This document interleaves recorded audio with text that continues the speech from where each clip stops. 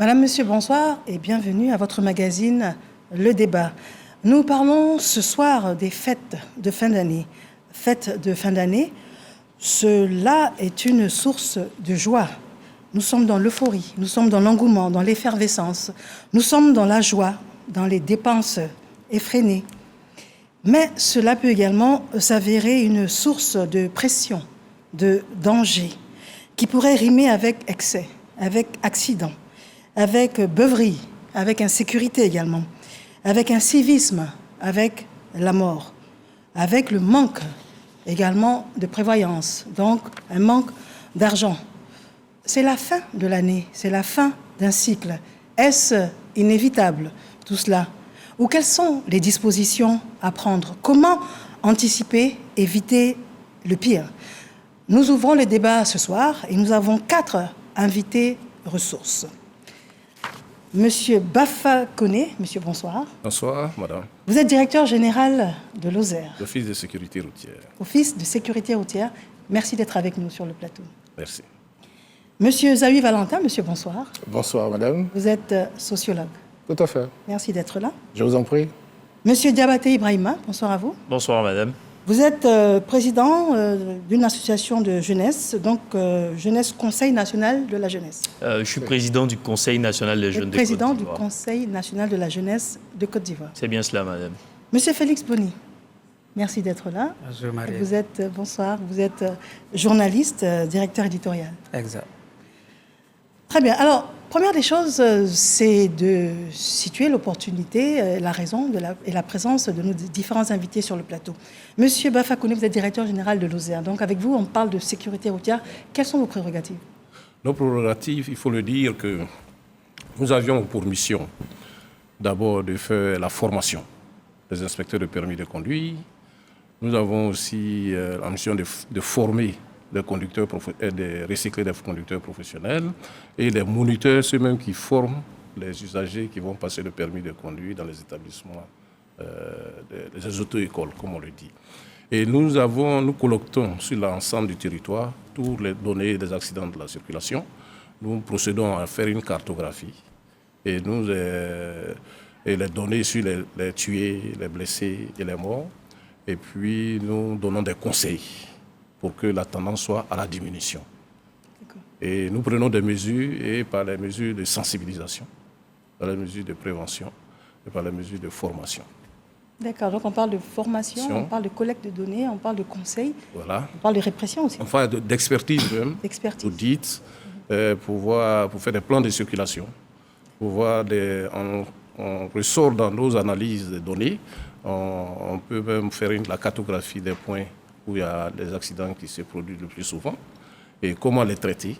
Nous proposons des solutions de traiter ces cas d'accident. Encore merci d'être là. Monsieur Zawi Valentin, alors vous êtes notre sociologue.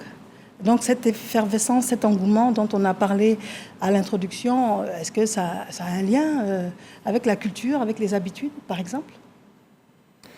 Oui, dans une certaine mesure, parce que dans nos valeurs traditionnelles, je veux dire, à l'époque de nos ancêtres, il y a effectivement des périodes de réjouissance. Parce que la fête est un outil important qui va contribuer à l'épanouissement psycho-émotionnel, en ce qu'il limite les tourments du cerveau, en ce qu'il favorise un esprit beaucoup plus apaisé, qui permet après de faire la performance. Donc autant nos ancêtres, effectivement, avaient dans leur façon de faire des moments de réjouissance, autant aujourd'hui, effectivement, en fin d'année, on peut observer cet engouement qu'il y a, parce que comme vous l'avez dit dans votre introduction, on passe quand même d'un cycle à un autre. Hein. Nous sommes en fin d'année. Et par définition, enfin, les spécialistes de la métaphysique auront des arguments plus pertinents et outillés que moi, mais pour le commun des mortels, il faut juste savoir qu'on a vécu pendant 365 jours, on a vu des proches, des amis, des connaissances partir, passer de vie à trépas, et nous sommes là. Donc c'est quand même une chance. Rien que ça, il y a une satisfaction morale, et donc ce qui pousse la plupart de nos concitoyens, ils ont raison, à marquer le coup, donc à fêter. Mais il faut fêter, j'allais dire en faisant attention, mais on y reviendra certainement. Bien sûr, bien sûr. Monsieur Diabaté Ibrahima, vous êtes président du Conseil national de la jeunesse. Alors, ça veut dire qu'avec vous, on touche tout de suite la cible des jeunes. c'est cela? Oui, bien entendu, madame. Mais vous me permettrez donc, à la suite de monsieur le directeur général de l'OSER, de présenter également le Conseil national des jeunes de Côte d'Ivoire. Vous savez, aujourd'hui, il y a beaucoup de politiques qui sont menées en faveur de notre population et il y a des efforts également qui sont déployés sur le terrain en vue d'associer les jeunes à la gouvernance locale, en vue d'associer les jeunes à l'amélioration de ces politiques-là sur le terrain. Et donc, à l'issue d'une concertation des chefs d'État et de gouvernement qui ont en partage la langue française, qui s'est tenue en 1999, la Côte d'Ivoire a emboîté le pas à tous les États qui ont en partage la langue française. Et en 2017, on a eu, sous l'impulsion du président de la République, son Excellence M. Alassane Ouattara, la création du Conseil national des jeunes en Côte d'Ivoire. Et donc, très rapidement, le Conseil, c'est un organe consultatif qui est la fêtière de toutes les organisations de jeunesse légalement constituées en Côte d'Ivoire. Le Conseil porte la parole des jeunes auprès de tous les décideurs. Le Conseil travaille sur les problématiques qui minent le quotidien des jeunes. Vous avez parlé tout à l'heure de sécurité routière. Qu'est-ce que les jeunes qui représentent aujourd'hui le dividende démographique le plus important de la Côte d'Ivoire pensent? Qu'est-ce qu'ils ont à proposer à côté de tout ce que l'État fait pour l'amélioration des conditions de vie des citoyens? Donc, nous avons un caractère transversal. Nous travaillons en commissions thématiques qui sont au nombre de 10, qui travaillent sur toutes les thématiques qui minent notre quotidien. Mais nous avons également un bureau qui est très représentatif, très inclusif et qui réunit aussi bien des jeunes du monde rural, des jeunes des communes, des jeunes également de la diaspora. Mais nous avons des représentations au niveau départemental, au niveau régional. Et c'est à la suite donc d'une assemblée générale qui s'est tenue en août dernier que j'ai été porté à la tête donc, de cet instrument qui est un organe consultatif qui vise à fédérer toutes les forces de la jeunesse et de servir d'interlocuteur auprès de toutes les parties prenantes que j'ai été élu pour un mandat de 3 ans. Très bien. Alors, le débat s'annonce très intéressant, les personnes ressources sont là. Et vous, Monsieur Félix Boni, alors depuis une vingtaine d'années, vous êtes au fait de l'actualité, et spécifiquement l'actualité qui nous unit ce soir. Absolument. Les fins d'année nous ont toujours interpellés en tant que journalistes parce que c'est des périodes, c'est un passage parfois douloureux, difficile. Donc, chaque fin d'année, nous avons été associés depuis plus de 2-3 décennies que je suis dans la corporation des médias. Nous avons été associés à ces festivités parce qu'en la vérité, pendant que les autres fêtent, nous sommes à la chasse d'informations. Malheureusement, au lendemain des fêtes, la plupart des publications que nous faisons sont des publications un peu funestes. Il y a eu des morts par-ci, un nombre d'accidents par là. Là, au moment où je vous parle, j'ai plus ou moins le point de ce qui s'est passé du 24 au 26. Heureusement, je peux bien me réjouir. Il faut bien se réjouir et saluer effectivement les efforts qui sont faits. Il y a une réduction très drastique du nombre de morts et d'accidents et de blessés. C'est-à-dire, si je parle de 2018 à 2022, nous sommes passés pratiquement j'allais dire, pour donner les chiffres plus précis, nous sommes passés pratiquement de plus de 1742 accidents en 2018 à 113 accidents en 2022. 80 décès en 2018 et 2019, 97 décès, à 7 cas de décès seulement mentionnés en 2022, c'est-à-dire de 24 au 26. Et chaque année, nous sommes toujours la nuit avec les forces de l'ordre, les acteurs de la sécurisation pour suivre effectivement comment les Ivoiriens fêtent. Est-ce que la fête se passe vraiment dans une ambiance de sécurité? Et pas plus tard que les 2 nuits précédentes, j'ai eu l'occasion, toujours comme c'est devenu un réflexe chez nous, de sillonner ne serait-ce que la ville d'Abidjan, donner des coups de fil à l'intérieur. Et j'ai été très impressionné, par exemple, par la présence à chaque pratiquement 100 mètres, 150 mètres, 200 mètres des forces de sécurité. Ça a rassuré les Abidjanais. Et non seulement ça a rassuré les Abidjanais, mais cette présence a été assez dissuasive pour ceux qui, peut-être après la beuverie, pourraient s'adonner à des rodéos sur les routes, parce que chaque fois que vous avez 200 mètres, vous avez un élément des forces de l'ordre.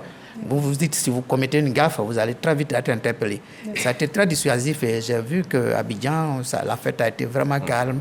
Et ça, il y a beaucoup d'efforts qui sont faits. Il faut saluer ce que le Centre opérationnel national d'incendie et de secours qui nous a donné ces chiffres. Il faut saluer les activités de l'OSER qui a fait beaucoup de campagnes de sensibilisation. Alors, j'ai eu l'occasion de prendre la route de Yamoussoukro et de voir beaucoup de choses sur la route de Yamoussoukro, l'incivisme causé assez de morts. Vous avez entendu que cette année, il n'y a eu aucun accident pratiquement sur cet axe de la mort. D'accord, mais on va y revenir parce que là, maintenant, j'aurais aimé que l'on puisse parler de l'état des lieux. Donc, la situation qui prévalait jusqu'à ces fêtes de fin d'année. Alors, il y a eu une amélioration, comme il a souligné, mais d'où on part et à quoi est-ce que l'on est arrivé d'un point de vue accident, d'un point de vue blessé, d'un point de vue mort, par exemple. Monsieur Bafakone. Merci. Il faut dire que dans nos états statistiques, je vais saluer le président de la jeunesse, parce qu'au moment où je parle, on a été sollicité par le Conseil national de la jeunesse de Niakara, qui nous a sollicité pour aller. Ils ont constaté dans les régions des cas d'insécurité. Et on a dépêché un expert depuis ce matin, qui est là-bas, qui va sensibiliser à Niakara, qui ira jusqu'à Abadika, et puis il reviendra, il va aller jusqu'à Tortilla pour pouvoir former la jeunesse à vraiment au phénomène de l'insécurité routière. Pour revenir aux chiffres, il faut dire qu'en moyenne, quand nous faisons nos statistiques, on a 12 000 accidents, on a à peu près 1200 tués et on a 21 000 blessés. Par an? Par an. Par an. Par an. 12 000 12 000 accidents. Sur les 12 000, on dénombrait 1200 tués et puis 21 000 blessés. D'accord. Et ça, c'était à partir des statistiques sur 5 ans, à partir de 2019. En 2021, on avait vu que la barre était montée à 14 000 accidents. Et puis qu'on avait plus de 21 000 et puis 1500 blessés. 1614, je crois. Hein? Mais, ouais, hein? 1614 décès. 1614 tués. Et en 2022, il faut dire qu'en 2021, nous avions mené une stratégie à prendre des dispositions pour tendre vers la réduction de ces taux d'accident. Et c'est ce qui a été déployé le 7 juillet 2021. Le gouvernement a validé une stratégie de sécurité qui est désormais une boussole qui a pris des actions, notamment sur... On va y revenir. Pour l'instant, on campe un peu l'environnement qui prévaut ou qui prévalait. Oui. Et tout. Donc, je vais vous redonner la parole tout à l'heure. On va expliquer les stratégies qui ont été mises sur pied. Merci. Pour l'heure, M. Diabaté, dites-nous qui est jeune. Vous savez, nous vivons dans un environnement qui est régi par des normes, par des règles.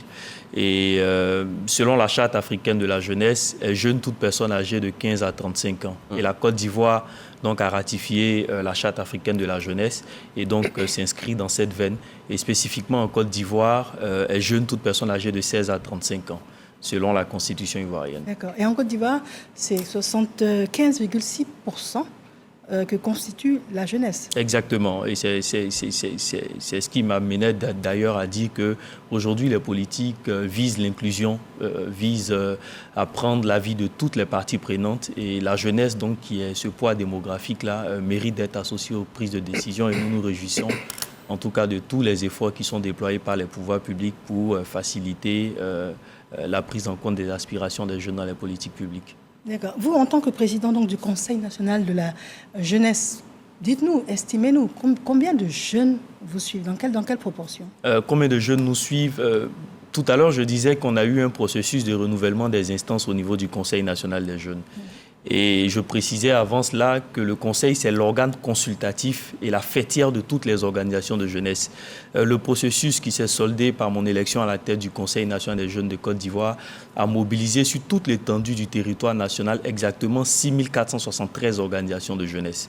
Donc, ce sont organisations, il y a organisations de jeunesse. Près de 6473 organisations de jeunesse. Pas associations de jeunesse, mais organisations de jeunesse. Il y a une nuance, effectivement. C'est que les associations de jeunesse sont gérées et réunissent des personnes âgées de 15 à 35 ans. Donc, c'est-à-dire l'intervalle. Mais les organisations de jeunesse travaillent sur la matière de la jeunesse. Vous pouvez avoir à la tête d'une organisation de jeunesse quelqu'un qui a 45 ans, 50 ans, qui a sa fondation, qui a son ONG. C'est une organisation de jeunesse parce que cette entité-là travaille spécifiquement sur la matière et ou encore sur la tranche d'âge des jeunes. Donc, 6473 organisations de jeunesse. Et quand on essaie donc d'évaluer le nombre de jeunes qui militent au sein des organisations de jeunesse, en moyenne, les bureaux sont constitués d'à peu près 10 personnes. Donc, quand on essaie de faire la multiplication, on essaie de voir un peu combien de personnes, en tout cas, ces organisations-là touchent directement et indirectement à travers leurs activités sur le terrain. Je pense qu'on n'est pas loin du compte, en tout cas, en ce qui concerne les statistiques également. Très bien. Alors, à ce stade de notre émission, nous avons un élément à vous proposer et c'est un reportage signé Davis Oyo. À quelques jours de la fête du Nouvel An, À Djamé, la cité marchande est prise d'assaut.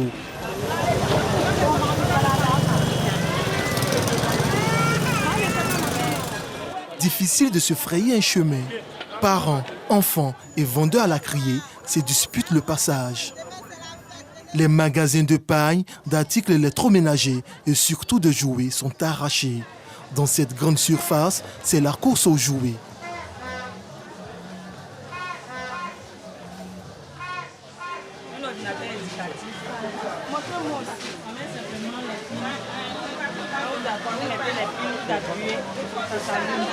Grande surface prise d'assaut, les gares routières aussi.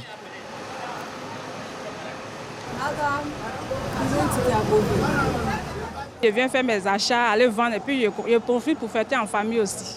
Chaque année, je vais à Djibo pour la fête, pour fêter avec ma famille, ma maman un peu. Comme ça fait très longtemps que j'ai vu, donc je vais là-bas pour la voir, en même temps fêter, profiter pour fêter avec elle un peu. Je suis quittée à Zopé, donc je m'avais un maillot pour aller fêter avec mes petits-enfants. Je risque d'abord flé. Chaque année, je viens à Abidjan, je fais des achats pour la famille et puis je rentre. Ici, le nombre de voyages par jour en cette période passe du simple au double. Il y a beaucoup de voyages en tout cas. On ne peut pas déchiffrer. On a plusieurs cas qui sont, on a problème de cas même, parce que ça marche. Pour réussir la fête, le chef de gare sensibilise ses conducteurs au respect du code de la route.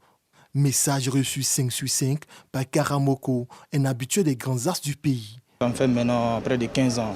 Bon, on roule en 90 pour éviter les accidents sur la route. Automobiliste là vraiment, ils roulent très très mal, ils ne quittent pas sur la route. Bon, souvent ils klaxonnent beaucoup de fois derrière et même là ils ne quittent pas. Tu es obligé de les dépasser comme un gros camion. Dramait, tu dépasses les gros camions, tu es obligé de les dépasser comme ça. L'engouement est également au rendez-vous dans les marchés de volailles, site incontournable en période festive.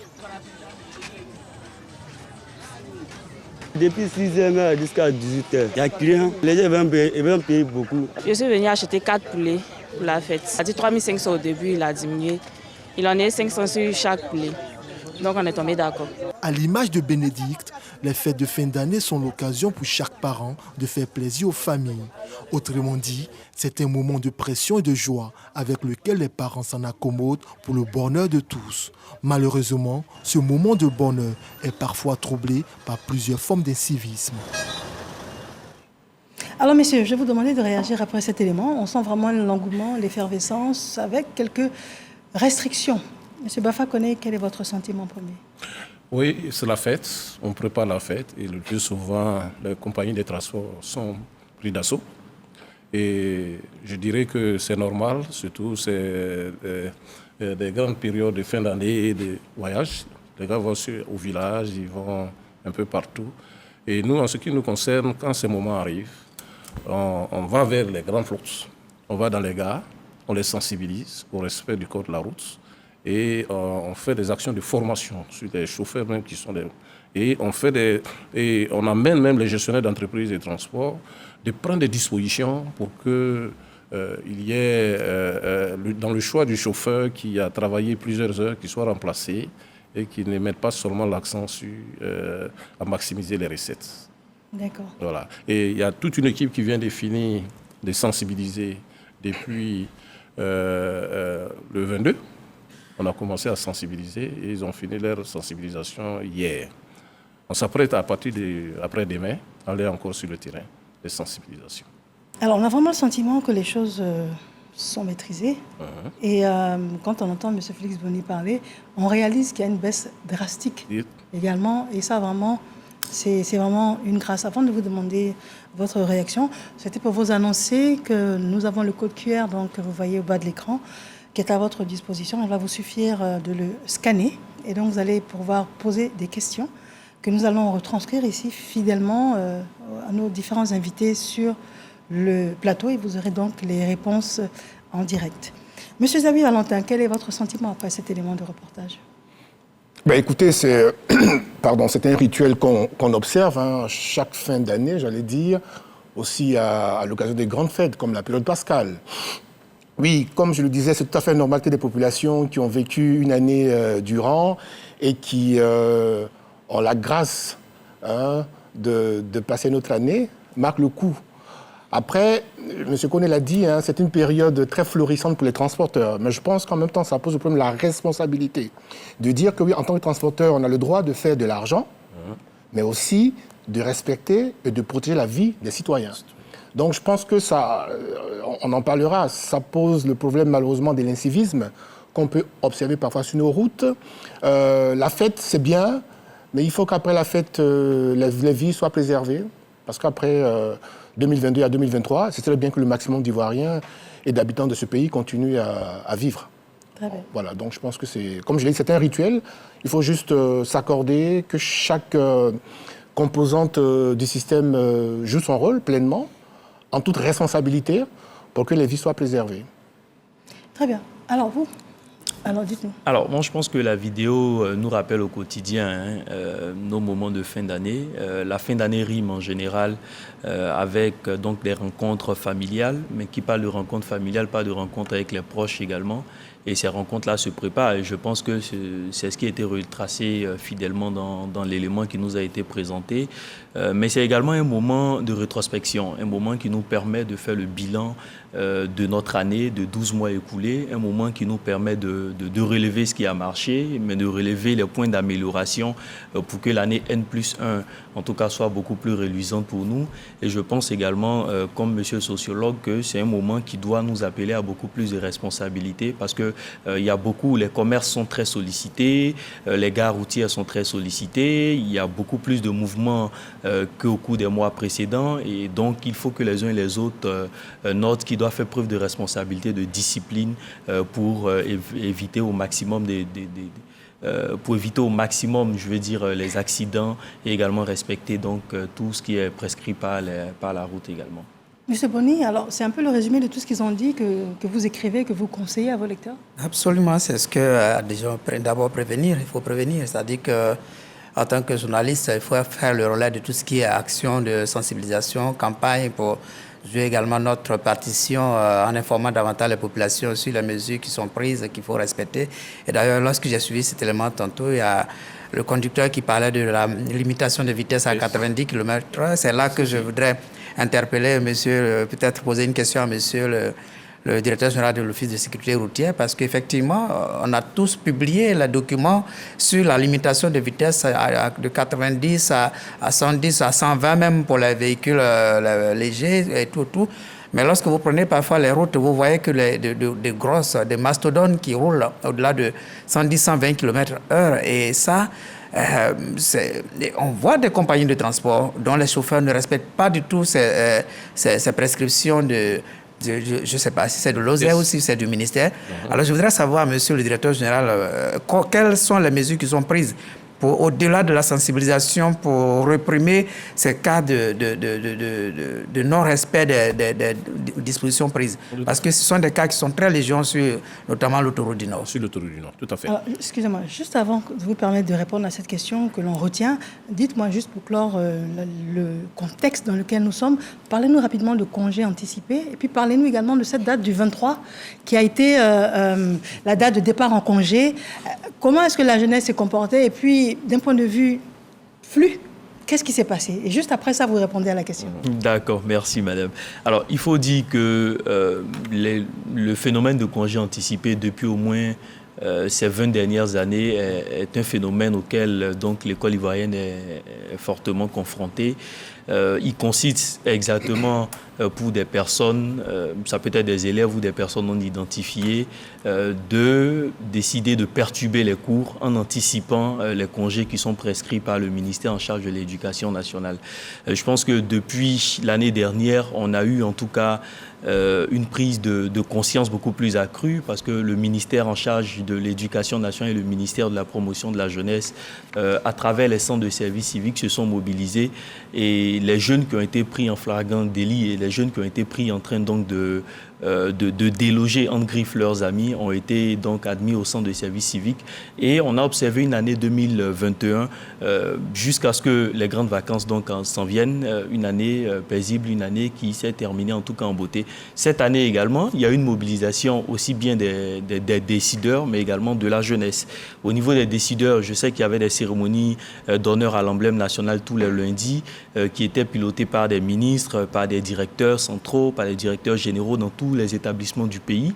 À l'intérieur, c'était les autorités administratives, les préfets, les sous-préfets qui prenaient d'assaut les lycées et collèges pour sensibiliser. Au niveau du Conseil national des jeunes de Côte d'Ivoire, ce que nous avons fait, c'est à travers nos représentants au niveau d'Abidjan, mais également à l'intérieur du pays, qui également accompagnaient cette sensibilisation-là, qui échangeaient avec le petit frère pour dire, parce qu'il y a un fait qui nous a effectivement marqué cette année que je voudrais très rapidement rappeler, c'est qu'il y a une vingtaine d'arrestations à l'issue de ces congés anticipés. Et chose bizarre, sinon chose étonnante, c'est que sur la vingtaine, il y a plus du tiers de ces personnes-là, en tout cas, qui ne sont pas du système éducatif, qui ne sont pas du système scolaire.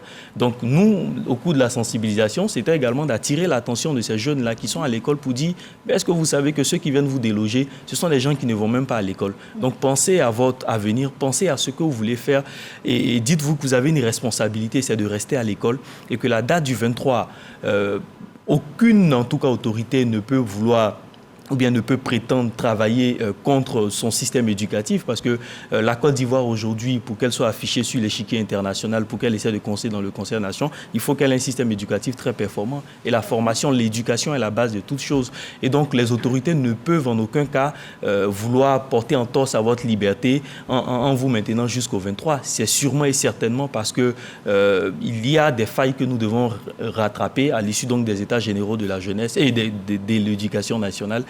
Que cette date a été fixée. Donc, c'est une communication que nous avons eue au bout avec les jeunes, avec les élèves. Et cette année, donc, il y a eu des arrestations, comme je le disais, mais il y a eu 0 congé anticipé. Cela est une source de satisfaction pour moi. C'est l'occasion de saluer tous les efforts qui ont été déployés par les organisations de jeunesse, par les délégués CNJCI, mais également par les pouvoirs publics qui se sont mobilisés et qui ont, n'est-ce pas, envahi le terrain en prêchant des bonnes paroles à l'attention de nos petits frères, de nos petites sœurs. D'accord. Monsieur Boni, donc, posez la question de savoir qu'est-ce qui est fait. Mais le mouvement de population par rapport aux 23 dates de départ en congé de la jeunesse, est-ce que ça n'a pas été une période délicate pour vous pour gérer ce flux-là et puis éviter le maximum d'accidents Bon, en fait, il faut reconnaître qu'en période de vacances ou bien en période de fêtes, nous mettons l'accent sur les grandes entreprises de transport. Nous les sensibilisons.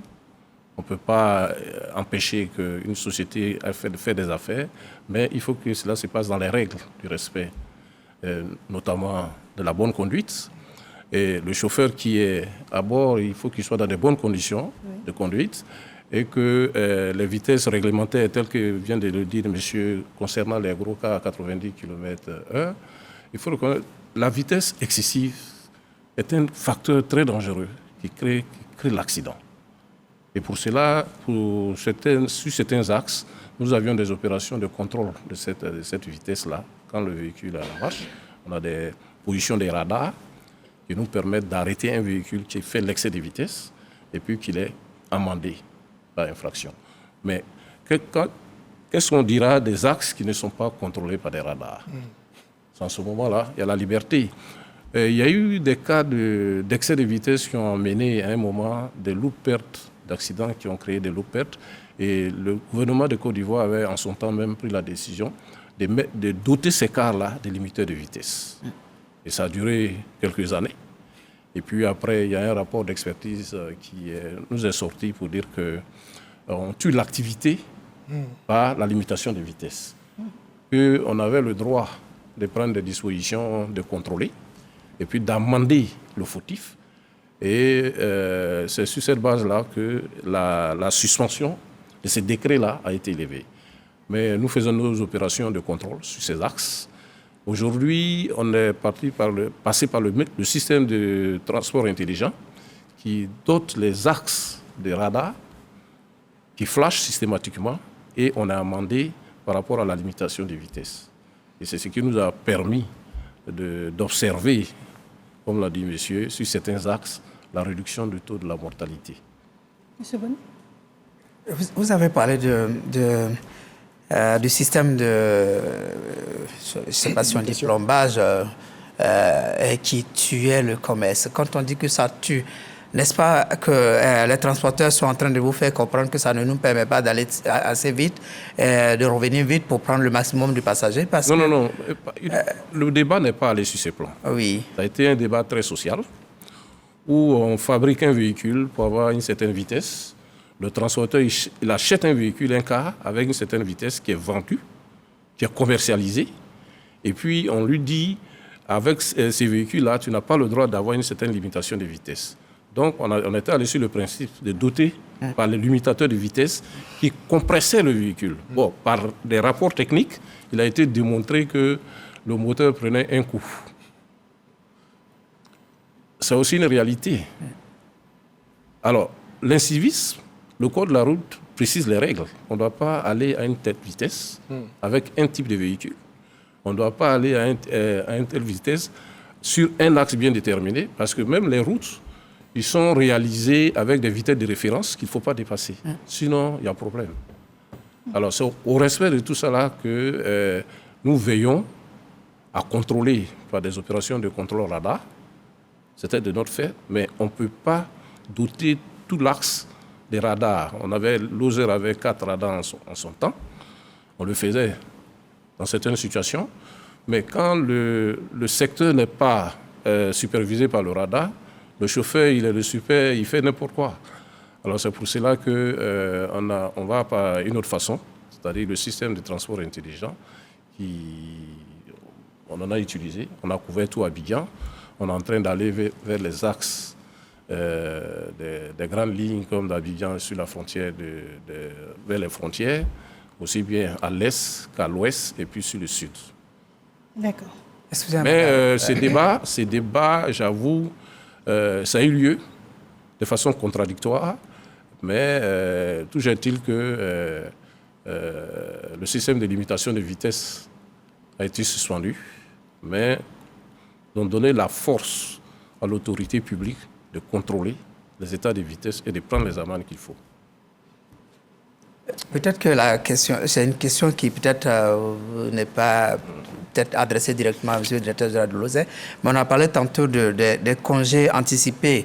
Et cette année, on a vu que les congés ont été fixés, bien entendu, au 23 de l'année, ce qui ne donne pas une marge de temps à tous ceux qui ont envie d'aller fêter à l'intérieur, parents et enfants qui ont envie de rentrer à l'intérieur, d'avoir assez de temps parti. Est-ce que cet engorgement n'oblige pas, j'allais dire, les opérateurs du secteur du transport à éventuellement surexploiter le personnel et à prendre le risque éventuellement de faire, j'allais dire, d'enfreindre à l'incivisme. Parce qu'on peut demander à un chauffeur, par exemple, de partir, de revenir, de se reposer un peu, de repartir, parce qu'il y a suffisamment de foule dans les gares, comme on a dû le constater dans certaines gares. Tout à fait. Mais j'avoue qu'une société, il faut reconnaître, pour répondre à la forte demande, il y a l'augmentation du parc automobile qui est là. Il y a assez de sociétés, et pratiquement sur toutes les lignes. Et j'avoue que ce n'est pas une raison pour dire que parce qu'il y a trop de clients, trop de passagers, il faut faire la vitesse. Normalement, on peut augmenter son parc, faire référence à d'autres structures qui ont... Il y a des actions fortes qui ont été menées avec la Sotra. La Sotra, par exemple, dites-nous. J'avoue qu'à un moment, dans les années 2017, l'État de Côte d'Ivoire, pour renforcer le parc automobile de la Sotra, s'est engagé vers un programme de donner par année 500 autobus jusqu'à l'année 2020, qui allait faire 2000 autocars à mettre à leur disposition. Et on a même permis à la Sotra, par un partenariat, à faire la fabrication de minibus à la Sotra Industrie pour augmenter le parc. Et l'État de Côte d'Ivoire, à travers un programme de renouvellement du parc, est en train de renouveler l'ensemble du parc automobile de la Côte d'Ivoire par des opérations de facilitation, que le transporteur bénéficie d'un véhicule neuf et dans de bonnes conditions pour transporter les gens. Mais dans le respect des règles.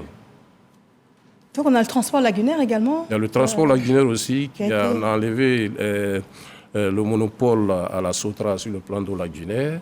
On a permis à ce que 2 autres structures, STL et Citrans, qui font le transport lagunaire pour monter la flotte de transport dans la zone abidjanaise. Mais j'avoue aussi qu'on a des projets d'accroître l'offre de transport par le projet métro qui est en train de venir, mais à permettre aussi que le renouvellement au niveau des BACA qui fait le relais avec les bus et sur certains axes périphériques qui soient renouvelés et accompagnés dans le transport des personnes. Très bien. Alors, Monsieur Valentin Zawi, vous aviez une question intéressante qui ressemble un peu à celle-là. Je vais la poser puis vous demander de la compléter. Alors, on a Monsieur Diané Mamadou qui nous demande pourquoi est-ce que c'est pendant les périodes de fête qu'on voit Lozère. Que fait-il après les périodes festives? Je vais vous demander de développer et de compléter la question. Non, je pense que M. Koné va réagir. Mais bon, oui, en off, je disais à M. Koné, depuis que nous sommes jeunes, là, en règle générale, c'est à la veille des grandes fêtes qu'on voit les campagnes de Lozère. C'est une très bonne chose. Mais ils n'ont pas que ça à faire. Il a dit tout à l'heure, il y a la formation, il y a les études et les recherches, il y a la formation des formateurs. Donc je lui disais, mais est-ce que ce n'est pas non plus une opportunité, quand vous formez les formateurs, quand vous formez les inspecteurs, de communiquer aussi? Parce que finalement, ce qu'on retient de Lozère, c'est qu'à la veille des fêtes, voilà, il y a une campagne publicitaire, comme on en a vu juste avant de venir sur le plateau. Donc oui, il est là pour peut-être il peut nous... Non, mais en fait, Lozère, dans son programme, a des périodes de campagne de sensibilisation. C'est les périodes de grand trafic. Il faut le dire, ça s'est fait vers la fin de l'année. Ça s'est fait dans les périodes de Pâques. Tout à fait. Ça s'est fait, mais de façon régulière, permanente. Lozère est sur le terrain. J'avoue que depuis 2021, maintenant, il y a les comités locaux de sécurité qui sont dans les régions et dans les départements, qui ont été créés. Et Lozère même est membre de ce comité, et le préfet étant le président, avec toute la composante de la société civile. Il y a les directions de transport, les directions régionales de transport qui existent dans les départements et les régions et qui, en partenariat avec Lozère, tout le temps, fait des activités de sensibilisation. Avant, Lozère était à Abidjan, mais on a une délégation qui a été créée à Boaké et à Korogo. Et nous sommes en train de nous étendre vers Abangourou, Daloa et puis San Pedro. C'est-à-dire qu'en collaboration avec toutes ces structures-là, spécialisées pour la sécurité routière, nous sommes à la fois partout et tout le temps. Ce n'est plus comme avant où Lozère étant à Abidjan attendait des périodes spécifiques, des grands trafics pour pouvoir faire la sensibilisation. Tout le temps, vous voyez dans la presse, vous verrez que Korogo a lancé la campagne de sensibilisation il y a des instants. Il y a Odjene, il y a Boaké, à Bangourou, qui ont lancé la campagne de sensibilisation sur notre supervision, notre encadrement technique. Monsieur Zawi, vous vouliez poser une question? Oui, non, je pense que M. Koné fait bien de nous donner ces éléments d'information, mais la préoccupation demeure. Vous avez l'opportunité de communiquer au maximum. Peut-être qu'il faut vous en donner les moyens pour le faire, parce qu'on compte sur vous pour la sensibilisation des populations. Donc j'avais souhaité revenir là-dessus, enfin réagir par rapport à deux petits points qui ont été évoqués. Monsieur Koné parlait il y a quelques années de la limitation de vitesse pour les transports. Ça pose le problème, j'allais dire, un peu délicat du choix que l'État a à faire entre préserver un secteur économique et en même temps aussi préserver des vies. La ligne des crêtes n'est pas toujours évidente. Après, il y a aussi du lobbying, il ne faut pas se leurrer. Il s'agit de faire de l'argent. Donc oui, je pense que l'État a fait des efforts, et en l'occurrence, le ministère des Transports, le ministre Amadou Koné, s'il y a un ministère qui a fait des réformes ces dernières années, en toute objectivité, je pense que oui, c'est à saluer, parce que ça va dans le bon sens. Donc ça, il était important de relever cela. L'autre point, je n'ai pas trop compris le lien établi entre le fait que les élèves partent le 23 et que les transporteurs ne soient pas en capacité de faire le travail. Je pense que c'est des structures qui sont régulièrement constituées, qui ont les moyens de faire un planning et de faire le travail en fonction de... Peut-être un engorgement, comme disait M. Justement, l'engorgement. Le fait que les élèves partent le 23... Moins de 48 heures pour transporter... Bon, après, il y a peut-être une partie des élèves qui se déplacent, mais ce n'est pas non plus tous les élèves qui se déplacent. C'est pas seulement les élèves, il y a des parents qui attendent que les enfants sortent des écoles. J'entends bien, mais je veux dire, en dehors du 23, en temps normal, on l'a dit, c'est une période... très mouvementée, où les populations se déplacent. Mais c'est aux sociétés de transport de... Au niveau, il y en a assez. Tout à fait, je pense qu'il y a... Il y a un renforcement du parc automobile à ce niveau, un renouvellement et un renforcement des parcs automobiles. Je pense que ce n'est pas une raison. L'offre est suffisante pour la demande. Bon, il faut adapter l'offre à la demande. Et la meilleure façon, c'est de renforcer le parc pour répondre à la demande. Et dans les conditions réglementaires, moi je le dis, ce n'est pas parce qu'il n'y a pas assez d'écart qu'il faut demander aux chauffeurs de conduire dans des conditions exceptionnelles. Mais il y a des cas qui sont arrivés, monsieur le directeur général. Oui. On a vu, c'est pas cette année, on a vu dans un cas, il y a quelques années, une compagnie qui avait assez de passagers qui demandait à son chauffeur, fais ce dernier tour à ton retour, tu vas te reposer. Malheureusement, le chauffeur, en cours de route, s'est endormi, est rentré dans les EVA et a dû causer presque une dizaine de morts. C'est des cas qui arrivent. C'est des conditions de travail que nous déplorons de plus en plus et nous formons, nous sensibilisons les gestionnaires d'entreprises de transport au respect des règles de conditions de travail. Parce que faire travailler un chauffeur 2 jours à la suite ou bien sur une longue distance, il y a un cadre réglementaire qu'il faut respecter. C'est ce que nous veillons. Oui. Et là, j'avoue qu'il y a un suivi, évaluation de ces compagnies-là et qui nous permettent d'apprécier l'exploitation de ces sociétés. Et on propose même des prix à excellence qui se donnent chaque année pour les sociétés qui sont éligibles à ces prix. Très bien. Alors, je vais poser juste une question. Oui, vous allez le Parce qu'il y a le facteur humain, mais il y a aussi le facteur matériel. On a des véhicules qu'on rencontre sur la route dont l'état vraiment laisse à désirer. On ne sait pas comment ces gens arrivent à avoir, la visite technique pour être sur ces routes. Vous êtes sur le terrain. Est-ce que ces véhicules, vous les interpellez et vous veillez à ce qu'ils soient retirés de la circulation pour ne pas hypothéquer la vie? En fait, un véhicule qui est en circulation doit être en règle vis-à-vis du cadre réglementaire, c'est-à-dire avoir une visite technique qui est l'état de santé même du véhicule. Et pour les grandes compagnies, c'est 1 an, va valider 1 année. Pour certains véhicules utilitaires, c'est 6 mois, comme les taxis, tout ça, dans une zone urbanisée bien suffit.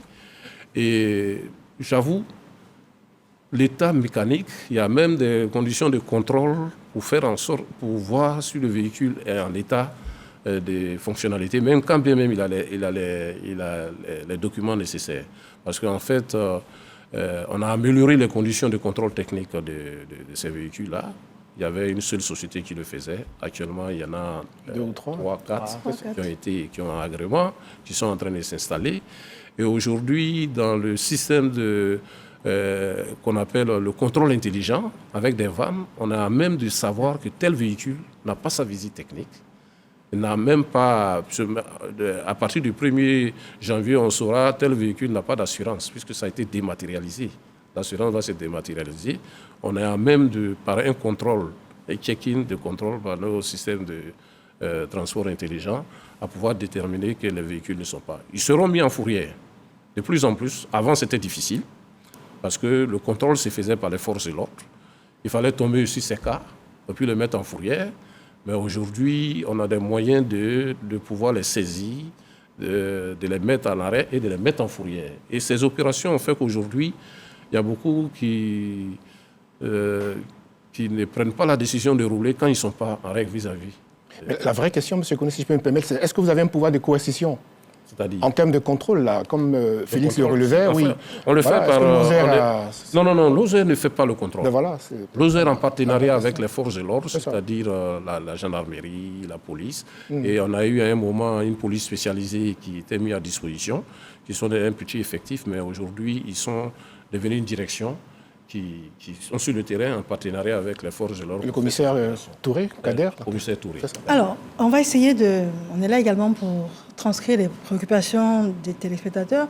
Peut-être que l'un d'entre vous a la réponse. Pourquoi est-ce que c'est pendant la période de fête de fin d'année que les prix du transport augmentent autant? Bien, ça s'explique aisément. J'avoue. C'est la traite. C'est la loi du marché. C'est ça. C'est la loi du marché. Bon, j'avoue, mais nous, souvent quand on est confronté à ça, on attire l'attention des gestionnaires d'entreprises de transport. On a une fêtière des transporteurs par laquelle on passe pour qu'il y ait une facilitation, des explications à ce qu'on respecte les normes. Oui. Hein, pour vraiment l'intérêt ou le bonheur de l'usager. D'accord. Voilà. Alors vous avez tous le même avis. Hein. C'est toute la difficulté d'un système libéral. Dans une économie libérale, donc l'État en tant que structure au sommet du pays n'a pas eu les mains libres pour agir. Mais c'est peut-être l'occasion d'attirer l'attention aussi des acteurs là, du secteur, parce qu'à la fin, il ne s'agit pas de se faire de l'argent sur le dos des populations. à la fin, c'est aussi qui empathise, donc il faut faire attention. Il faut trouver là aussi, je ne suis pas totalement d'accord parce que vous voyez les engorgements dans la circulation. Vous prenez la fin d'année un cas qui va décoller à Dayamé, qui va traverser Yopougon après 2 heures du temps. Je crois qu'il faut prendre en compte tous ces facteurs avant de les juger. Tout à fait. C'est-à-dire il ne faudra pas seulement les condamner, mais il faut toujours aller à la négociation pour trouver juste le juste milieu pour que tout le monde soit satisfait. J'ai bien compris, il y a 2 heures à Yopougon. Non, si tu moi, il m'est arrivé de sortir, d'aller faire la Pâques à Waké, de sortir d'Abidjan après 4 heures de route. 4 heures à Abidjan. Alors, 4 heures d'embouteillage pour sortir à Gesco. Vous imaginez déjà ce que le monsieur aura fait. Je pense que tout ça, tous ces facteurs conjugués peuvent... mais comme je l'ai dit, en même temps, mais il ne faut pas non plus le faire...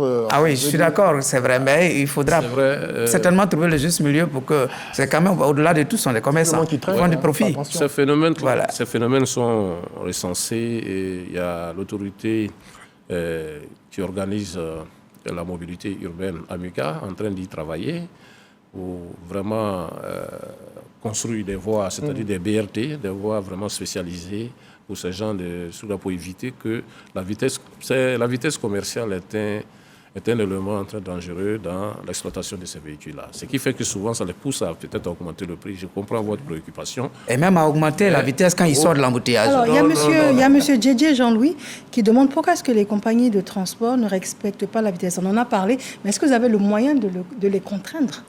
Oui, bien sûr, je vais par le contrôle. Et aujourd'hui, on est en train de travailler pour que même sur les axes de l'autoroute, on puisse contrôler tout ça. On puisse même intervenir à l'arrêt de ces véhicules-là et les mettre en fourrière. D'accord. Voilà. Mais la situation est en train de s'améliorer.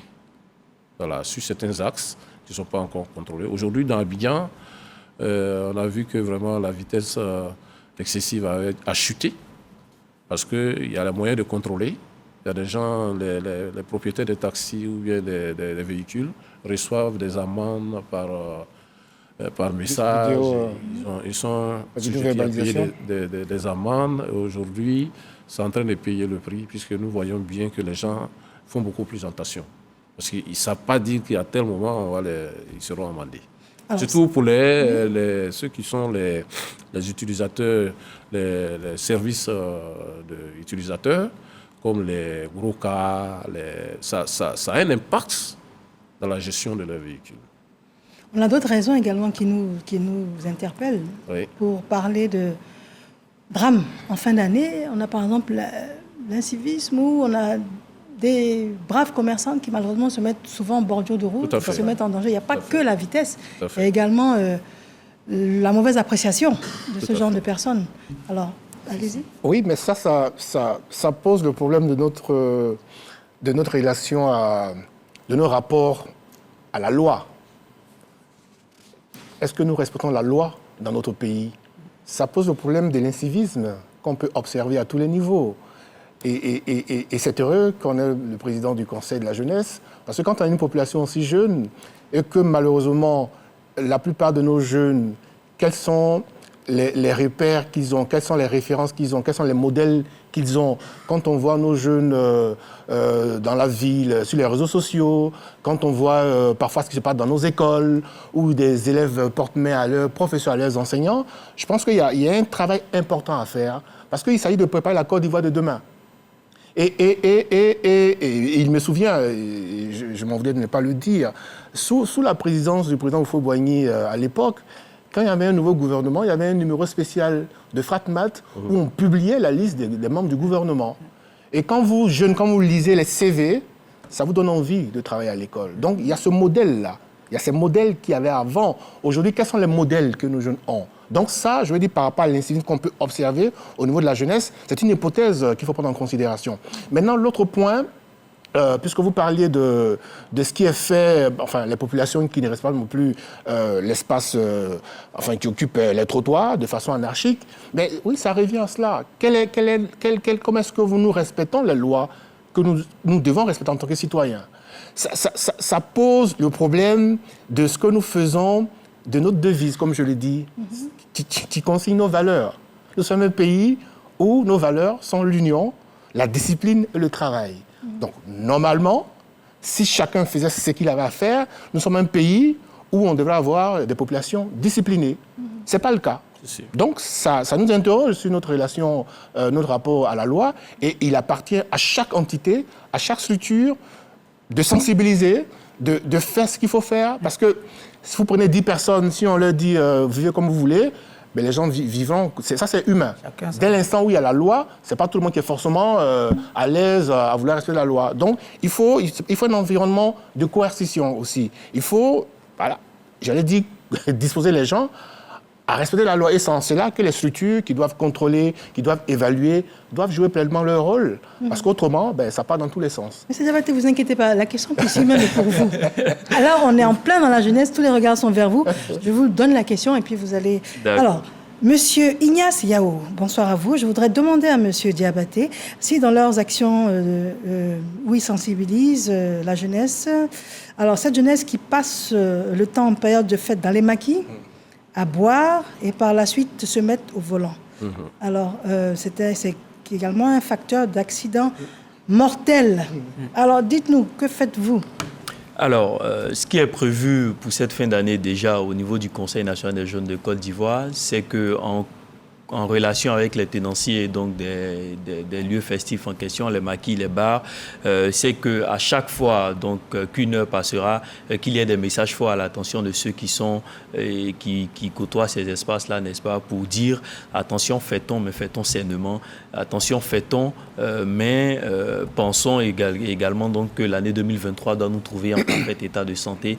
Excusez-moi, je cherche à comprendre. Vous voulez que les jeunes qui sont assis en train de boire pour fêter la nouvelle année, à un moment donné, le tenancier qui veut faire sa recette lui dise « fais attention, bois moins ». Mais ce qu'on oublie de dire également, c'est que même quand vous regardez celui qui commercialise donc l'alcool, il dit que bien effectivement, il nous appelle à la responsabilité. Il dit que la consommation est abusive. Ce que nous sommes en train de dire, c'est que les responsabilités doivent être partagées.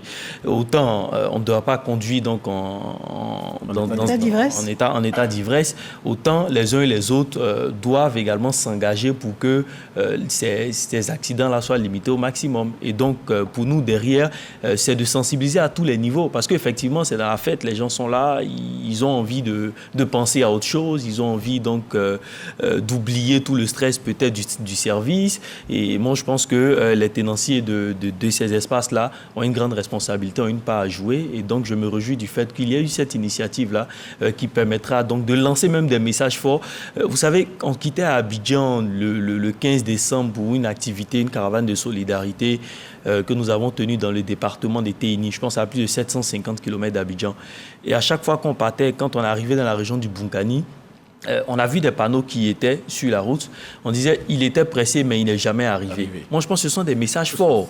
Ce sont des messages forts et qui appellent. Nous-mêmes, quand on regardait, on était effrayés. À la limite, on disait aux gens ah mais non, allons doucement, mon gars, cher ami. Donc, je pense que il y a des messages, même si c'est ne serait-ce qu'en 10 secondes, pour attirer l'attention des uns et des autres sur leurs responsabilités et sur le fait que la Côte d'Ivoire compte sur eux pour demain. Maintenant, si vous permettez, je veux revenir très rapidement sur l'intervention du sociologue concernant.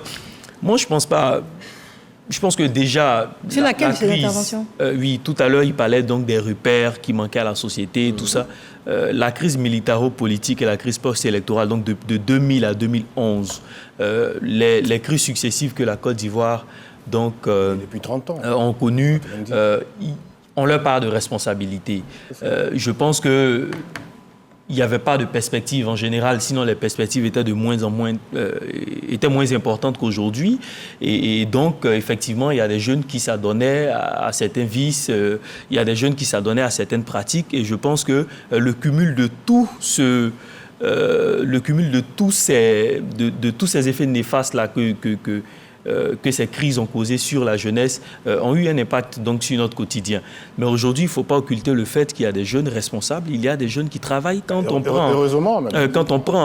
prend aujourd'hui, vous parliez tout à l'heure donc des CV qui étaient publiés dans Fraternité Matin, certainement à Fraternité Matin, mais aujourd'hui il y a la technologie. Quand vous partez sur le portail du gouvernement et que vous cliquez le nom d'un ministre, vous voyez tout de suite son CV est rattaché. Et je ne vous dirai pas combien de fois les directeurs généraux et les directeurs centraux qui sont nommés aujourd'hui, les CV sont passés au peigne fin. Non, il y a un moment où il n'y en avait pas cette opportunité, mais bon. Ce que je dis, c'est que on parlait de Fratmat, mais aujourd'hui, en plus de Fratmat, par le truchement des réseaux sociaux, on a la possibilité même de consulter. Donc, effectivement, il y a des jeunes qui font la fierté de la Côte d'Ivoire. Il y a des jeunes qui font la fierté de la jeunesse au sein même du gouvernement. Quand vous prenez aujourd'hui le ministre Aboudraman Sissé qui est rentré au gouvernement à moins de 35 ans, quand vous prenez des DG qui ont été nommés à la tête du BNET et autres. Donc, moi, je pense qu'il y a des efforts qui sont faits. Le tout, ce n'est pas de blâmer forcément ce qui est fait, mais c'est d'encourager également et d'accompagner ceux qui travaillent à cela. Nous, au niveau du Conseil des jeunes, on a initié un concours en collaboration avec le Fonds des Nations Unies pour la population, le concours Impact Jeunes, qui a mobilisé sur toute l'étendue du territoire national plus de 1340, exactement 1347 organisations de jeunesse, avec un impact direct sur plus de 26 000 personnes. C'était de dire aux jeunes, attention, la communauté est telle qu'on l'est, mais essayons de la réinventer, essayons de la rendre beaucoup plus vivable, essayons de la rendre beaucoup plus meilleure. Et nous avons été agréablement surpris par toutes les activités qui ont été portées par ces jeunes-là, et les meilleurs ont été récompensés à l'occasion de la Journée africaine de la jeunesse. Ça, c'est pour la jeunesse consciente. Non, il n'y a pas la jeunesse consciente et la jeunesse inconsciente. Non, on parle de fête de fin d'année. Oui, justement. Donc, on parle un peu d'euphorie, on parle de beuverie, on parle de tout cela. Vous êtes en train de me dire que mais vous êtes classique, vous êtes un modèle. En fait, un instant, s'il vous plaît. Non, monsieur DG. Il a parlé tout à l'heure d'avoir des rapports. Quelle est la forme de collaboration que vous avez les tenanciers, par exemple, des maquis, tout ça, par rapport à... Parce qu'il y a aussi là, comment vous passez des messages avec eux pour que la jeunesse qui vienne s'adonner fasse une consommation responsable, c'est ça? Nous avons un très bon rapport. Mieux, je vous dis, le président des jeunes du département... On peut aller plus pour dire un jeune qui vient avec un véhicule, on trouve un moyen de ne pas lui permettre de prendre ses clés. Prendre ses clés et puis veiller à ce qu'il y ait un chauffeur peut-être qui puisse le conduire ou bien ne pas... Non, moi je note que c'est une recommandation qui nous engagera CR et Conseil national des jeunes de Côte d'Ivoire. Mais pour parler très rapidement, monsieur DG, pour intervenir sur les rapports que nous avons avec les tenanciers. Cette année, la caravane pour la lutte contre les congés anticipés, quand vous prenez le délégué d'Abidjan, par exemple, Diarasouba Tedena Ibrahim, c'est avec les artistes Abou Nidal, c'est avec les tenanciers de bar qui ont sillonné les établissements. Quand vous prenez même le président des jeunes du département de Diko Dougou, lui-même, il a un espace à lui. Et donc, je veux dire que nous avons de très bonnes... Mais justement, donc, je veux dire que nous avons de très bonnes relations avec donc, est-ce que vous avez des moyens de contrainte, peut-être en appui avec le gouvernement?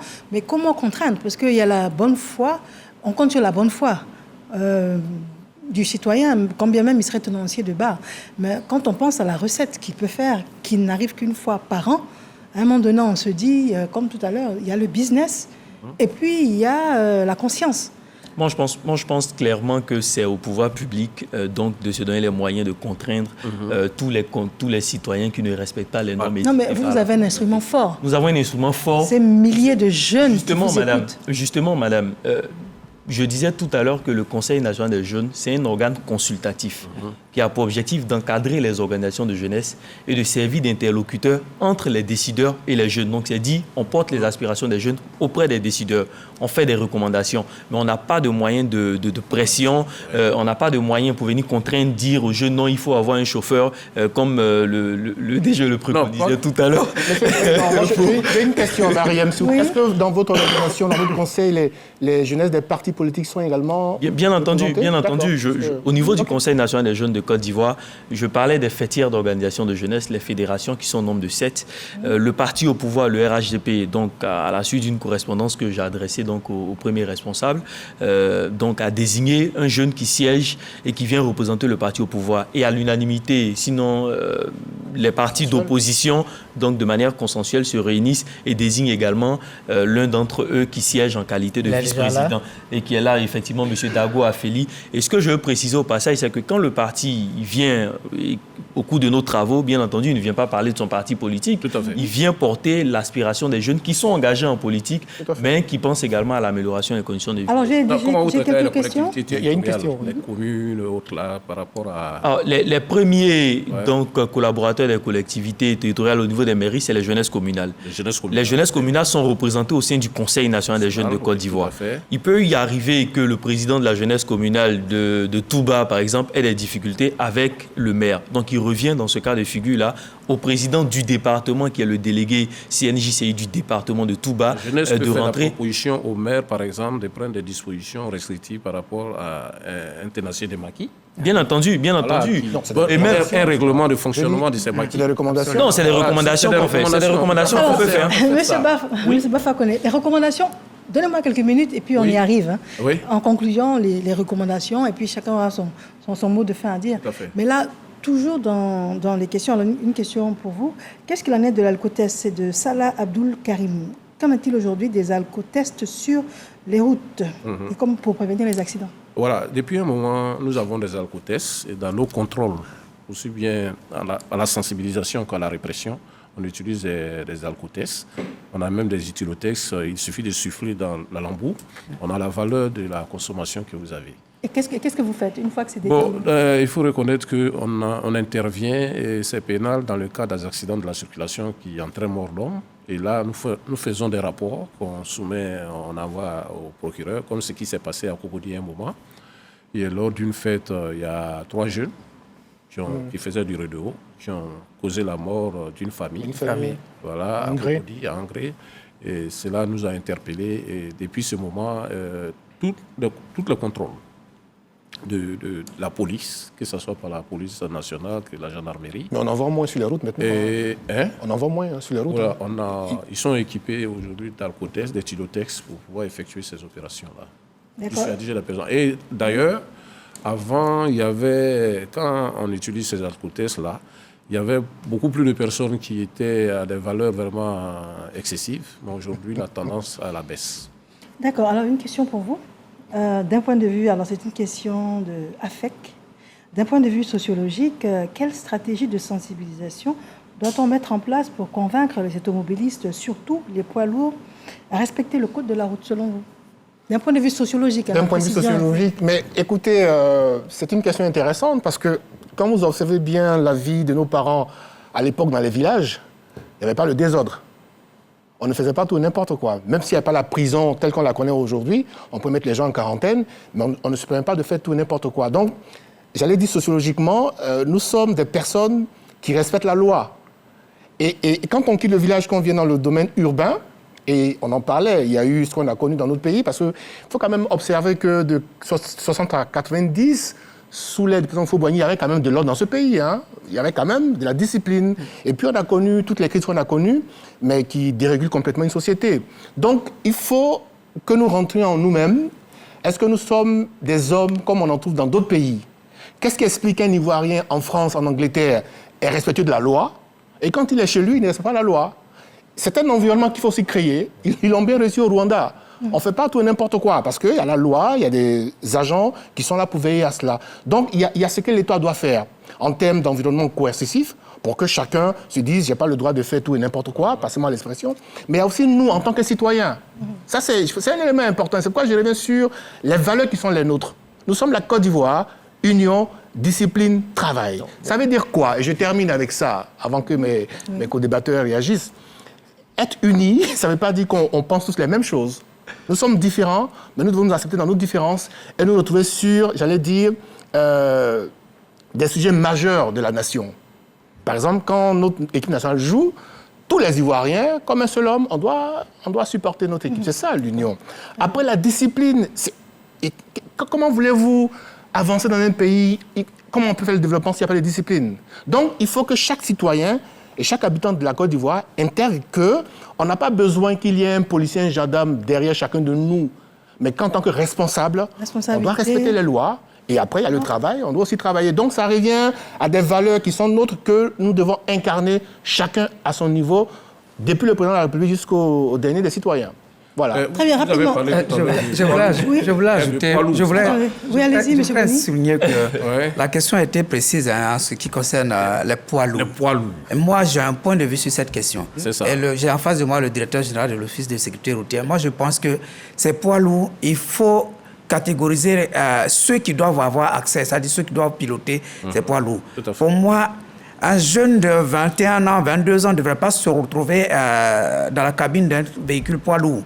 Il faut que ces véhicules... Quand vous regardez les camionneurs en Europe comme en Amérique, ce sont Vous avez beaucoup d'expérience. Ah oui, je les ai Le vus. recul, Ce sont des gens qui ont une certaine expérience, dans un certain âge, qui pilotent ces véhicules. Alors, ils ont de la conscience. C'est des gens qui ont de la famille, qui ont même des petits-enfants, et qui pensent à tous les petits-enfants quand ils sont... Ici, on a beaucoup de jeunes qui pilotent. Moi, j'ai eu le malheur un jour de me retrouver à Yopougon et de vouloir prendre un Gbaka parce que je n'arrivais pas à avoir un taxi, il pleuvait.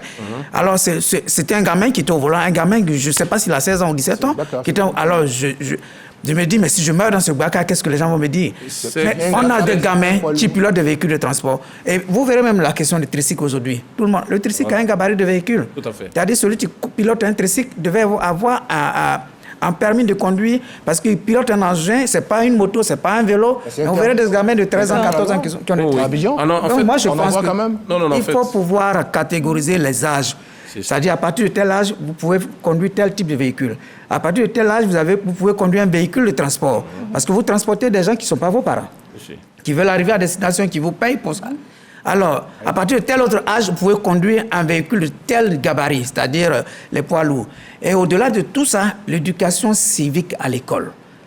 Moi, aujourd'hui, quand vous regardez les moyennes de nos enfants, l'éducation civique, c'est coefficient 1. Il faut corser le coefficient de l'éducation civique pour que les élèves prennent cela en compte, qu'on ne pense pas que les mathématiques et la physique seules suffisent à bâtir une société, mais l'éducation civique, tout ce qui est sciences sociales, ça contribue à renforcer les fondements et les bases d'une société. Là, je constate que vous êtes déjà dans les solutions, c'est-à-dire on a déjà abordé la troisième partie.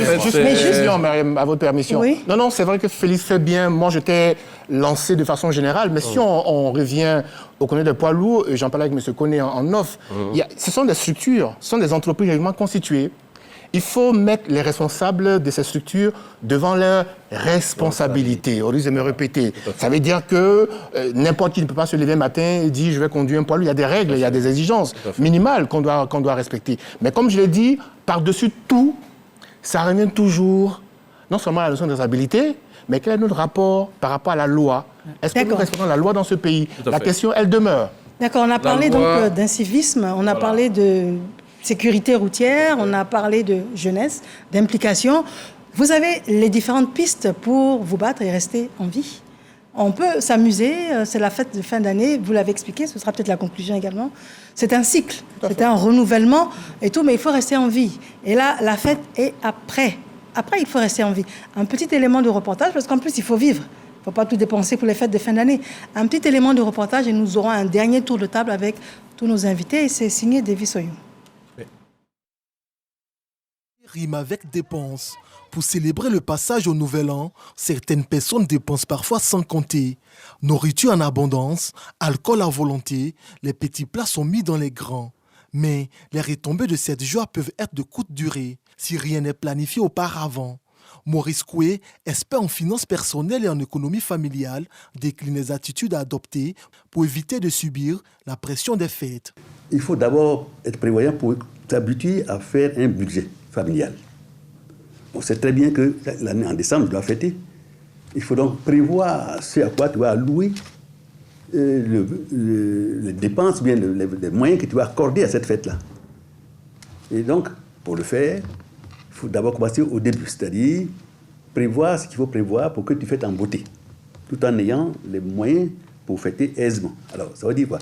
Ça veut dire que dans ton budget, tu dois prévoir nécessairement une dépense obligatoire, que j'appelle ici l'épargne. Elle sera consacrée à la fête. Une fois que le budget est prévu, on doit écrire exactement ce qu'il faut, le nombre de personnes qu'il faut inviter, le type de repas qu'on veut s'offrir, les sorties qu'on veut également faire. Il faut être prévoyant, aucun détail ne doit être négligé. Mais le risque, c'est qu'il ne faut pas dépenser plus qu'on y gagne. Si rien n'est budgétisé, l'économie de la famille peut prendre un coup. Pour le spécialiste, c'est la porte ouverte à une hémorragie financière difficile à stopper. Après la fête, vous courez le risque de vous endetter. Or, c'est ça qui est dangereux. Et la plupart des gens qui ne prévoient pas avec rigueur, en respectant un peu ces pourcentages-là, c'est vrai, ils courent le risque d'aller voir un usurier pour qu'il puisse passer le banc des jambiers après. On a vu des foyers où les partenaires se sont séparés. On a vu des enfants dans l'école, la scolarité n'a pas été payée en janvier ou en février. On a vu également des gens qui n'ont pas pu avoir les moyens nécessaires pour essayer de faire face un peu à leurs obligations de santé. Il y a plein de choses. En Côte d'Ivoire, les périodes après-fêtes sont très souvent difficiles à gérer. Chez les fonctionnaires comme chez les travailleurs du privé, le constat est le même. Il faut du temps aux chefs de famille pour faire face aux différentes factures en attente. Ça nous ramène à la réalité. D'abord, il faut être très conscient, rester en bonne santé. Ensuite, maintenant, il faut penser à l'aspect finance parce qu'il faut qu'il y ait cette vie après les fêtes de fin d'année. Alors, quelles sont vos différentes réactions, M. Bafakone? Bien, je dis que c'est une réalité, mais avant cela, je vais venir un peu à ce qui est fait au niveau de la stratégie que je n'ai pas pu développer. Oui. Les mesures que nous prenons, notamment pour éviter que le secteur des tricycles, les motos et tout ça, aujourd'hui, c'est fait dans des conditions difficiles où un conducteur, n'importe qui, ne peut pas conduire une moto. Est-ce que c'est autorisé à Abidjan, les tricycles? J'avais compris que non, si, j'en viens. Donc, bon, en fait, pour le transport des marchandises, mais pas le transport des personnes. Ah. Voilà, en et fait, et pourtant il faut avoir le permis de conduire. Avant, c'était pas là. Il faut que les véhicules soient immatriculés, soient bien identifiés. Les tricycles? Oui. Et puis les mobylettes, c'est ça? Si, qui fassent des visites techniques. Aujourd'hui, il y a des décisions. Il y a des accessoires qu'il faut avoir pour pouvoir les conduire. Et j'entendais le monsieur parler des âges des jeunes qui conduisaient les BACA et les... Il y a des conditions d'âge. On ne peut pas avoir le permis de conduire de catégorie B, il faut avoir au minimum 18 ans. Voilà. Pour avoir la catégorie D, il faut avoir 21 ans. Et la moto, peut-être c'est 17 ans. Mais aujourd'hui, dans la stratégie, il y a la professionnalisation. On ne peut pas se permettre de conduire un BACA, un camion, tant qu'on a le certificat d'aptitude à la conduite routière. C'est en plus du permis de conduire, il y a une professionnalisation et qui donne droit à un document. Est-ce que c'est fait? Aujourd'hui, on en a plus de 8000 qui sont formés dans ce sens. Et vous savez, on va prendre la décision de mettre ça en application à partir de janvier. D'accord. Vidéo-verbalisation, elle est très maintenant, répandue la aussi. vidéo-verbalisation est très répandue. Mais je vous dis, dans l'exercice de ces fonctions-là, il faut être professionnalisé, il faut avoir un certificat d'aptitude à la conduite routière. Et pour faire la pression sur les chauffeurs qui interviennent dans les accidents de la circulation, il y a un comité technique de retrait de permis de conduire qui chaque jeudi, statue sur les dossiers et les permis sont retirés. Il y en a quand vous êtes... et qui sont suspendus, ils vont jusqu'à 20 ans de suspension. Et là, j'avoue que c'est des pressions immenses. Aujourd'hui, nous sommes en train d'aller encore vers un système de permis à points qui sera là encore pour mettre plus de pression sur les chauffeurs indélicats. Quand ça va être lancé, on pourra vraiment amener beaucoup de sécurité dans le secteur des transports. Très bien. Monsieur Zawi, oui. La culture de l'épargne, qu'est-ce que cela vous inspire, ainsi qu'une solidarité de l'État pour pouvoir assister les personnes en période de fête? Oui, c'est deux points majeurs. La culture de l'épargne, je pense que M. Maurice Coué l'a évoqué dans le sujet. Les fêtes de fin d'année, par définition, viennent à la fin de l'année.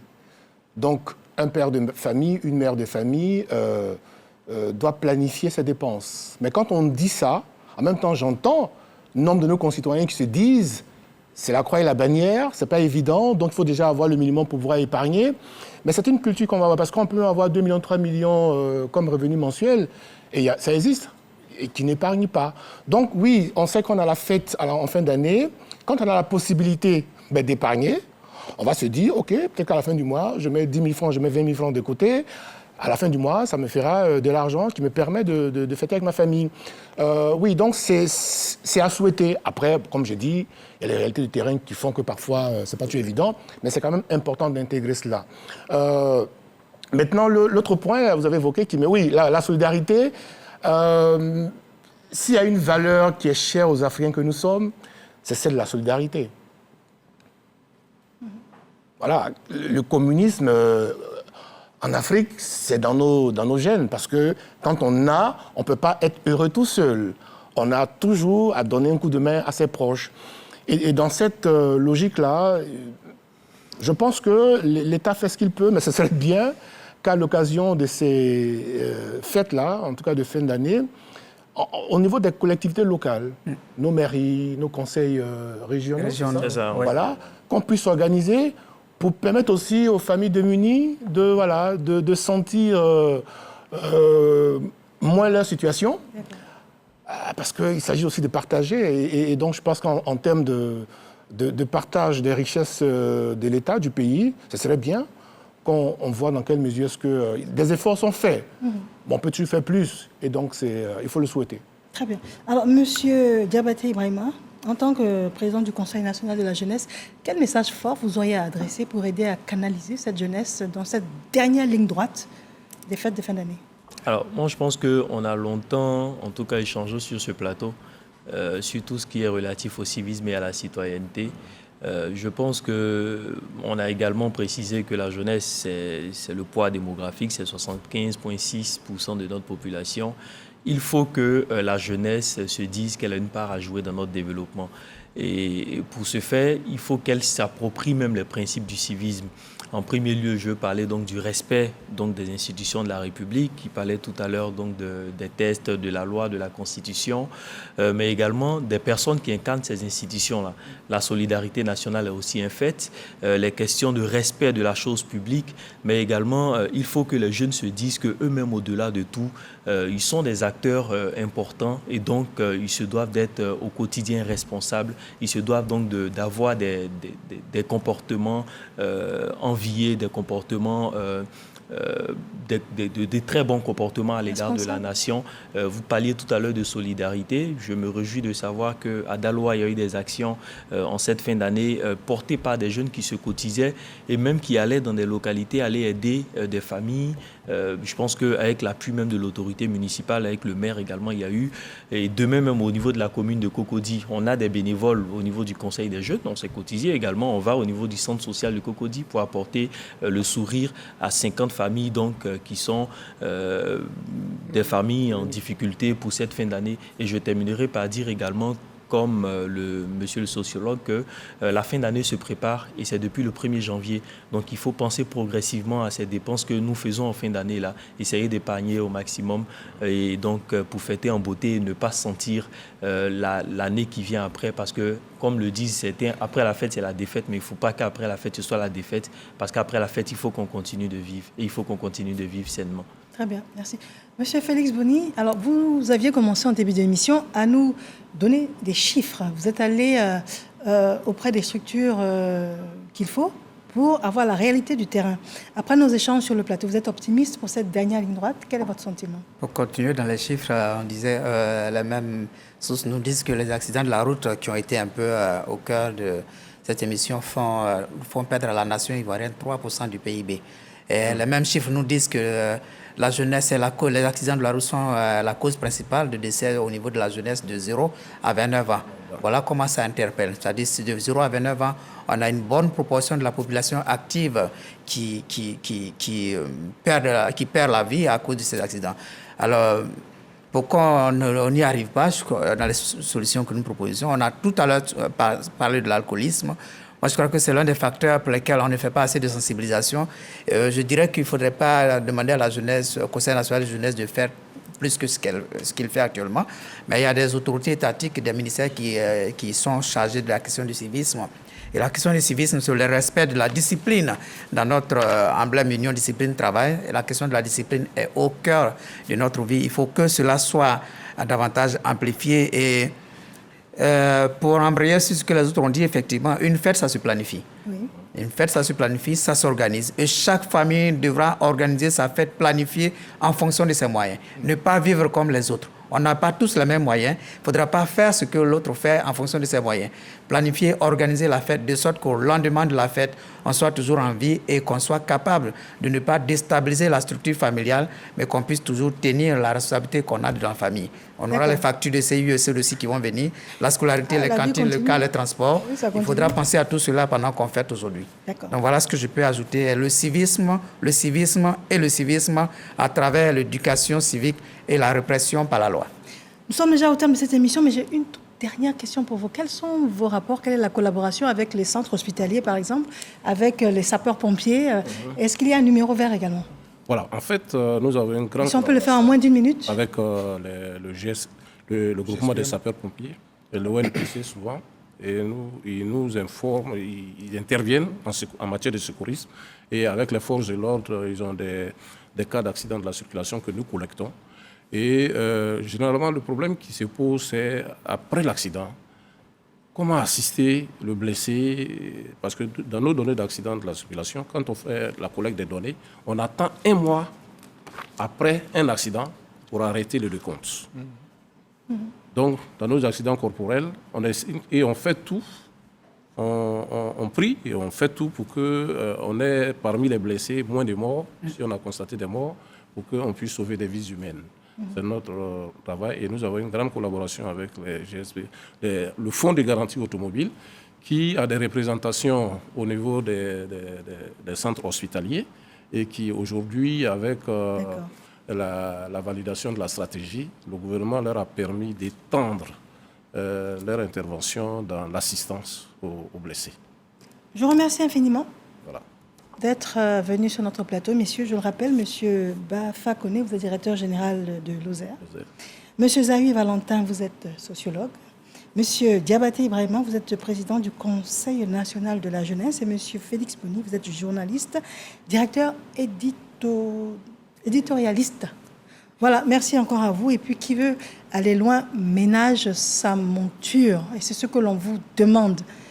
Restez dans la mesure, ne tombez pas dans l'excès. Il y a des défis formidables qui vous attendent, qui nous attendent pour 2023. Madame, monsieur, bonsoir. Merci d'avoir été là et à l'année prochaine, Inch'Allah.